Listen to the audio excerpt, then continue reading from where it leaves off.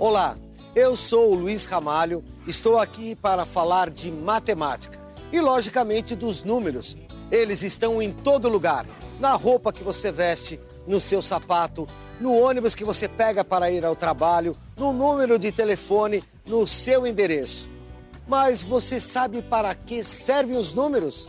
Para contar. Diminuir, multiplicar, dividir. Medir. O número identifica tudo. Para tornar a nossa vida mais fácil. O número ele surgiu, na verdade, foi uma necessidade humana. Então, conforme foi evoluindo o ser humano, foi evoluindo o processo de contagem, não o processo de número. Supõe-se que as primeiras contagens tenham surgido durante a atividade do pastoreio. Se o número de ovelhas era grande, então eles levavam essas ovelhas a um desfiladeiro e para cada ovelha que passava, eles separavam uma pedra. Uma ovelha, uma pedra, uma ovelha, uma pedra.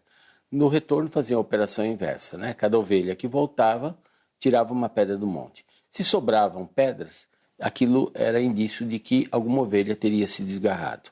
Então podemos dizer que os primeiros números são os números para contar. Até por volta do século XIX, esses conjuntos eles não tinham uma formalização, né?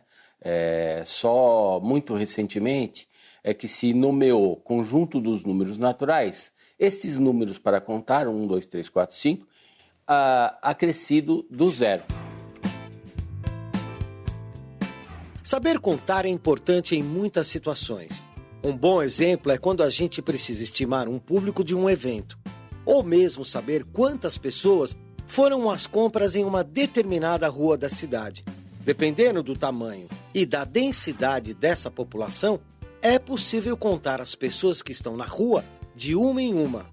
A situação seria bem diferente se essas pessoas estivessem em uma área muito grande.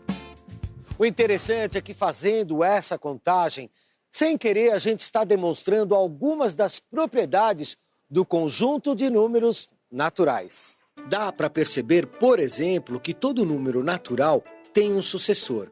Cada pessoa que a gente conta a mais representa o sucessor do número anterior. Dá para perceber também que entre duas pessoas ou dois números naturais consecutivos não existe outro número natural. Afinal, não existe meia pessoa. E também dá para entender que o único número natural que não tem antecessor é o zero. Não podemos ter menos uma pessoa em um lugar, não é verdade? Além disso, o conjunto dos números naturais é infinito. A propriedade dos conjuntos dos números naturais, eles aparecem nas suas operações. Então, quando nós vamos somar ou multiplicar números naturais, essas propriedades elas acabam se destacando. Essas propriedades são a comutativa, a associativa e a distributiva. A propriedade comutativa, ela funciona tanto na adição como na multiplicação. Então, se nós somarmos dois números naturais, A mais B, o resultado será igual a se eu somar B mais A. A mesma coisa funciona quando nós vamos multiplicar dois números naturais. A vezes B é igual a B vezes A. Os resultados são iguais. A propriedade associativa dos números naturais, ela funciona da seguinte forma. Eu tenho três parcelas, A mais B mais C. Eu vou somar as duas primeiras parcelas, A mais B, e o resultado eu vou somar com a parcela C. O resultado vai ser o mesmo se eu somar as duas últimas parcelas, B mais C, e esse resultado somar com a parcela A. A propriedade distributiva dos números naturais, ela funciona da seguinte forma. Eu tenho a junção de duas operações, a multiplicação e a adição. A multiplicação ela funciona da seguinte forma. Eu vou pegar o elemento A e vou multiplicar por uma soma, B mais C, onde eu vou ter que multiplicar A vezes B e A vezes C. Vou distribuir esse A pelos elementos que estão dentro de um parênteses B mais C, que é igual se eu somar os dois elementos naturais B e C e o resultado multiplicar por A. O elemento neutro dos números naturais, na adição, é o zero.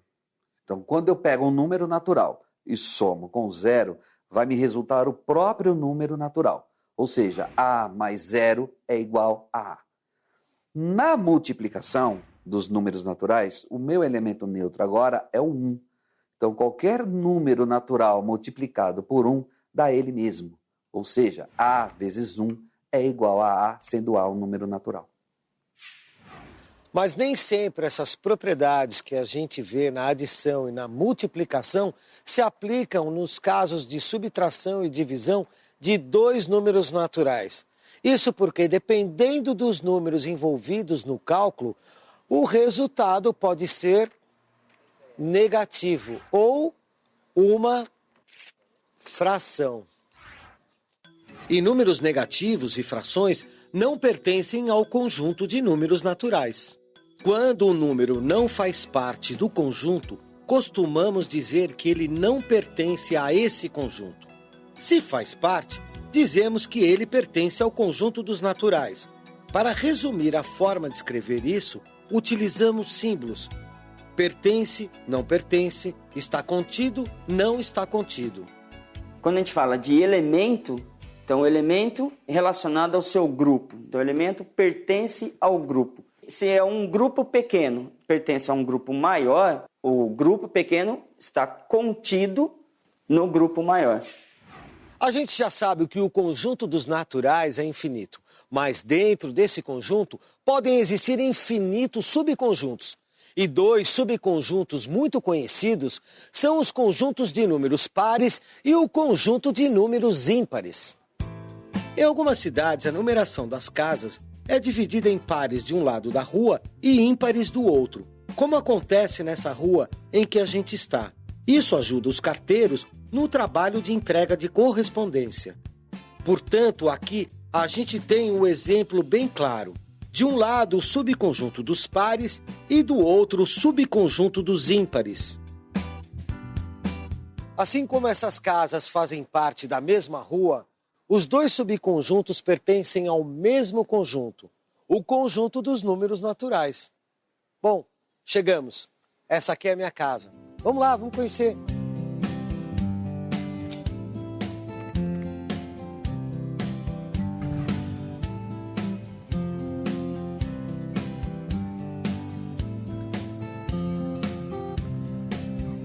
Olha, uma coisa que eu nunca tinha percebido.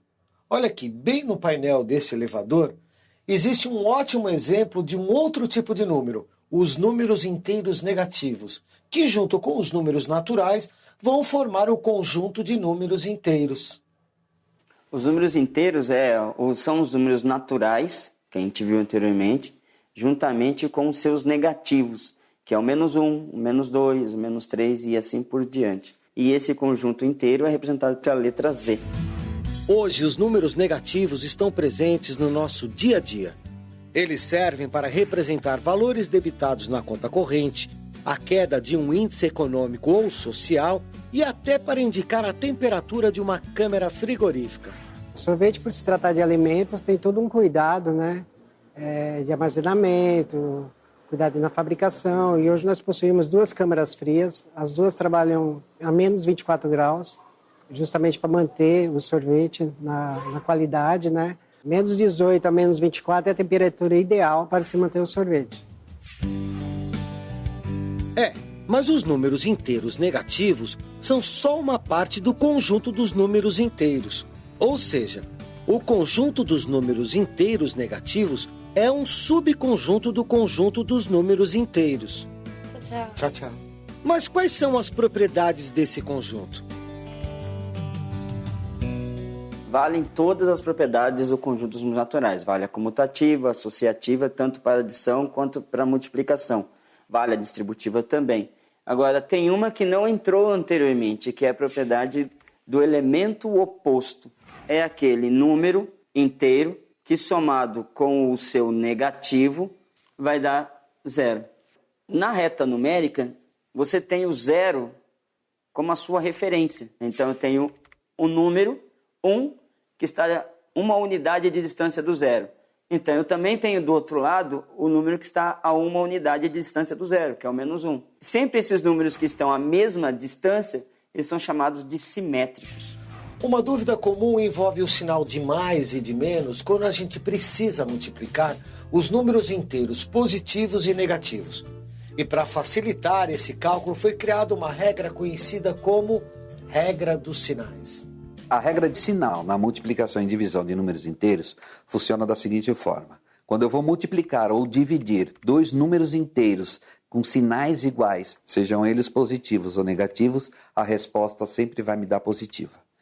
A regra de sinal na multiplicação e divisão, quando os sinais são diferentes para esses números inteiros, a resposta vai me dar negativa. E menos com mais vai me dar menos, e mais com menos vai me dar menos. Mas os conjuntos dos números inteiros e dos naturais ainda não são capazes de representar todas as necessidades do homem.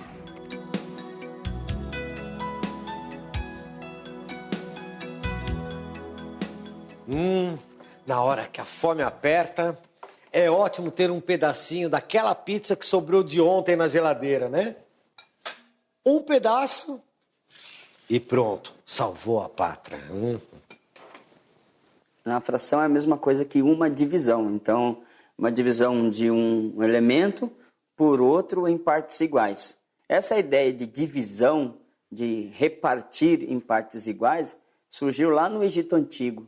As margens do rio eram um dos poucos lugares onde podia fazer a plantação. Os sábios desenvolveram uma técnica, e essa técnica é para repartir o terreno em partes iguais. A partir do momento que eles fizeram isso, ali surgiu a divisão, ali surgiu o fracionamento da terra, né? Surgiu a fração. Pois é, se tomamos uma pizza inteira como um inteiro, então esse pedaço de pizza representa uma fração. Normalmente, uma pizza inteira é dividida em 8 pedaços. Então, essa fatia que eu estou comendo representa 1/8 da pizza que eu pedi ontem. Mas as frações não pertencem nem ao conjunto dos naturais, nem ao conjunto dos inteiros. Elas fazem parte de um outro importante conjunto numérico, os números racionais. Os números racionais são todos os números que eu posso escrever na forma de fração. Ou seja, os números na forma A sobre B, onde A e B são números inteiros e B é diferente de zero. O denominador B é diferente de zero. Os números naturais também podem ser vistos como um número racional. Por exemplo, o número 2, que eu posso escrevê-lo da forma 2 sobre 1. Se eu quero enxergar o 2 como um número natural, ele será o 2. Mas se eu quero enxergá-lo como um número racional, eu posso escrevê-lo na forma 2 sobre 1, 4 sobre 2, 8 sobre 4. Tudo resulta em 2. Os inteiros negativos também fazem parte dos números racionais. Eu posso pegar o número -3 e representar na forma -3 sobre 1, que vai me resultar em -3, que é um número racional. As frações não inteiras também podem ser representadas como um número racional. Por exemplo, 1 sobre 2. O 1 é um número inteiro e o 2, que é o denominador, também é um número inteiro e diferente de zero.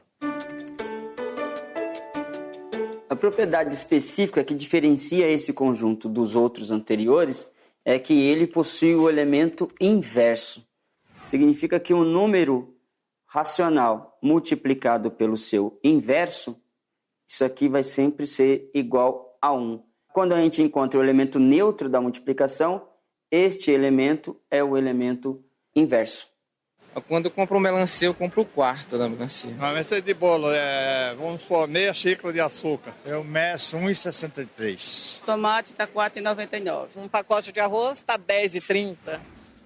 Olha, como deu para notar, além das frações, a gente costuma usar uma outra forma para expressar os números quebrados. É a representação decimal. O número decimal é aquele em que, depois do número inteiro, há uma vírgula seguida de um ou mais números à direita, que são as casas decimais. Desses números decimais e as frações, elas têm uma relação única, né? Elas são equivalentes. Como assim? Se eu pegar o 1 dividido por 2, a fração 1/2, isso daqui é equivalente a decimal 5 décimos. Então, eu também posso escrever a fração 5 décimos, que vai ser equivalente à mesma decimal. Algumas vezes o resultado é uma repetição infinita de um número depois da vírgula. Isso é o que chamamos de dízima periódica. Observando o conjunto dos racionais, a gente percebe que ele inclui o conjunto de números inteiros e o conjunto dos naturais. Mas então, todos os números que existem fazem parte do conjunto dos números racionais? A resposta é não. Os números irracionais, eles têm uma história bem curiosa, né? Pitágoras, né, o grande filósofo, geômetra do século VI a.C., o próprio teorema dele que gerou uma crise naquela escola filosófica que ele tinha. Estudando o quadrado, era possível reconhecer, visualizar, medir com uma régua a diagonal do quadrado, mas aplicando o teorema de Pitágoras, o que se encontrava era a raiz quadrada de 2. Então acreditava-se, até aquela época acreditava-se que todos os números pudessem ser expressos ou por um número inteiro, né, ou por uma razão entre números inteiros, tipo uma fração, né? Mas não se encontrou nenhuma fração que fosse igual à raiz quadrada de 2. Só muito tempo depois, mais ou menos uns 200 anos atrás, por volta de 1700 e pouco, que se conseguiu demonstrar que esse número, raiz quadrada de 2, e um monte de outros números, não poderiam ser expressos como uma razão entre dois números inteiros, ou seja, não existe uma fração que represente esses números. Alguns números irracionais são famosos. Razão áurea, número neperiano, raiz de 2, raiz de 3. Mas talvez o mais famoso dos números irracionais seja o π, uma proporção numérica que tem origem na relação entre o perímetro de uma circunferência e seu diâmetro. O valor de π é aproximadamente 3,14159266535. Ufa! Perdi o fôlego. Mas como é um número infinito, não daria mesmo para descrever ele inteirinho. O conjunto dos números irracionais faz parte de outro conjunto, o conjunto dos números reais.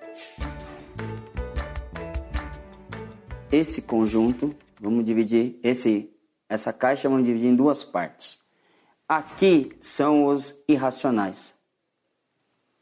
E aqui são os racionais. E dentro dos racionais a gente tem os inteiros, e dentro dos inteiros a gente tem os naturais. A hora que eu junto toda essa galera numa panela só, esse daqui são os reais. Bom, agora a gente já conhece todos os conjuntos numéricos que fazem parte do conjunto de números reais e a importância de cada um na história da humanidade, né? Opa, só um minuto. Olha eles aqui de novo. Números, números e mais números. É isso aí, gente. Até a próxima. Valeu!